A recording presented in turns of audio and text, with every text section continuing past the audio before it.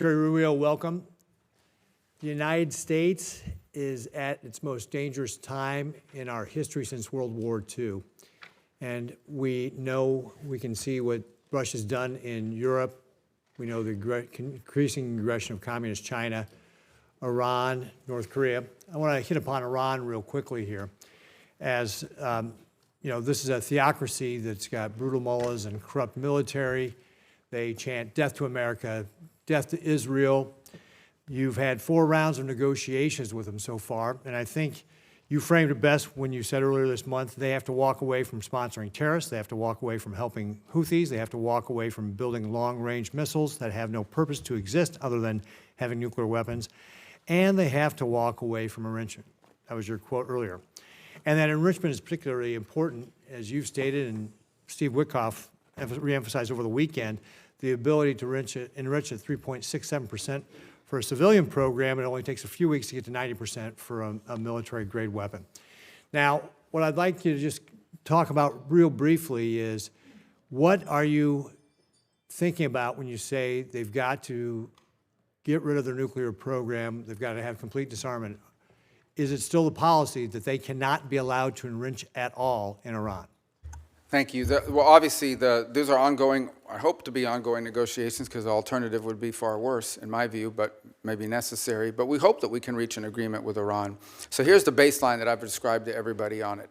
If what Iran wants is a civil nuclear program, energy, you know, the ability to develop nuclear energy, there's a model for that multiple countries around the world currently follow. And that allows them to build reactors and then bring in enriched material and use it to generate electricity. And that's a model that will be available to Iran, potentially, if they choose to take it.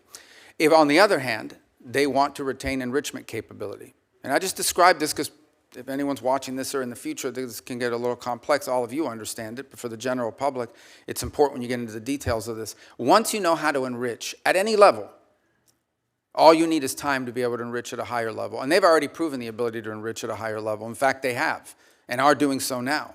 In fact, their legislative branch passed a law requiring them to break JCPOA and enrich way beyond, almost well beyond 60%. So you're absolutely right. About 90% of the work of enrichment is getting to that 3.67 level. After that, the rest of it is just a matter of time, not to mention what the gap is from the 20% for medical isotopes, which is the other thing they insist upon. So the Iranian position is that they don't just want energy. They claim that enrichment is a matter of national pride. It is our view that they want enrichment as a deterrent. They believe that it makes them a threshold nuclear power and as a result becomes untouchable. And that is the crux of the situation we're facing right now. And there are other actors, and I won't go much deeper into that, but there are other nation states in the region that are also range from uncomfortable all the way to view as an existential threat the belief that Iran could ever be in a position of maintaining its enrichment capability in the long term that could quickly be weaponized. So that is the basis upon which we are negotiating with the Iranians. Our hope is that we can encourage them to show them a path towards prosperity and peace that allow them to develop their economy, that allow them, if they want, to have a civil nuclear energy program like other countries around the world have without enrichment. And it's our hope we can encourage them in that direction. The president has been very clear, and I won't elaborate any further, that they are never going to get a nuclear weapon. That is not going to happen. But he much prefer, I much prefer, and I would venture to guess all of you would much prefer, if we could reach an arrangement where they agree to this off-ramp, to this pathway towards prosperity and peace, as opposed to the road they have been on for the last 20 years. And it will not be easy. But that's the process we're engaged in now. Right, thanks.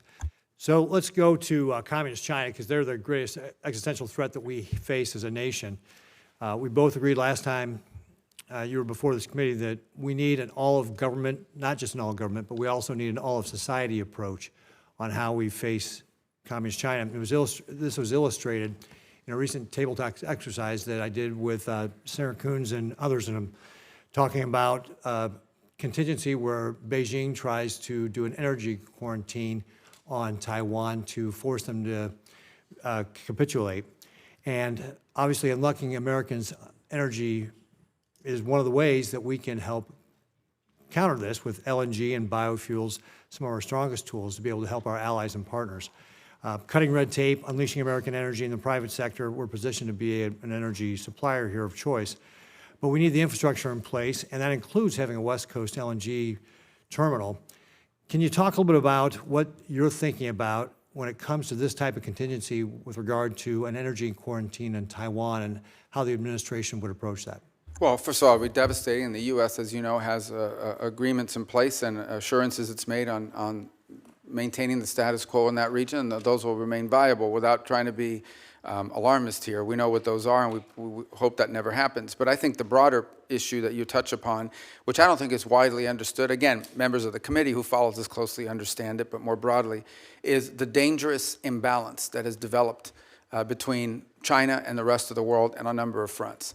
The first is on access to rare earth minerals, which they have secured access rights all over the world on virtually every continent.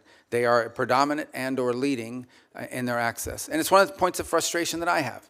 You go to a country and you see how much money we've given in humanitarian aid, but when it comes to rare earth mineral rights and exploited, rights to natural resources, it's all on the Chinese side. So where's the connection between the aid we give to help countries survive and the fact that the Chinese are going in and somehow from these governments, bribery or otherwise, getting a hold of all these rare earth minerals and leases and contracts all over the place, not just in Africa, in Latin America, all over the place. The second is processing. They process all these rare earth elements. So we are literally, if they decide one day we're going to cut the world off, and they've threatened to do so to some extent with these trade negotiations, you won't be able to build an engine in this country. You won't be able to build a rocket or any of the things that we use in daily life. This is a very dangerous situation that's developed that has to be addressed as well. A lot of it will require domestic changes in our own country and building up our own domestic capabilities, for example, to refine rare earth minerals and to process, but also just to make things.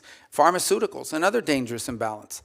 We were, all this talk about them getting close to the Europeans, they're dumping on the European market. They're dumping electric cars. They're dumping all kinds of products because they're overproducing. They don't consume. So they dump all these products onto the European marketplace. But you know what the Europeans are very concerned about, the Italians in particular? They used to lead the world in pharmaceuticals, at least in the precursors and the key elements and the basic ingredients. Now the Chinese dominate 80-something% of that industry. They could cut off our medicine. So I think when you talk about energy, I could apply that to a host of critical industries in the 21st century. If we don't address that imbalance, which is what we're hoping to do with some of the trade proposals, but also domestic matters that the administration is taking on, we're going to be in real tough shape here very soon if we're not already. Thank you very much, Mr. Secretary. I see my time is up, but I look forward to continuing to talk with you about how we can create this all-society strategy to be able to fight back against Communist China, because you just laid out a lot of the things that we're at risk at, and we have to have a way to be able to push back on them so that they don't decide to try to take Taiwan by force or try to do an energy quarantine, which could lead to a war which would be devastating for everybody. Thank you, Mr. Chairman. Thank you.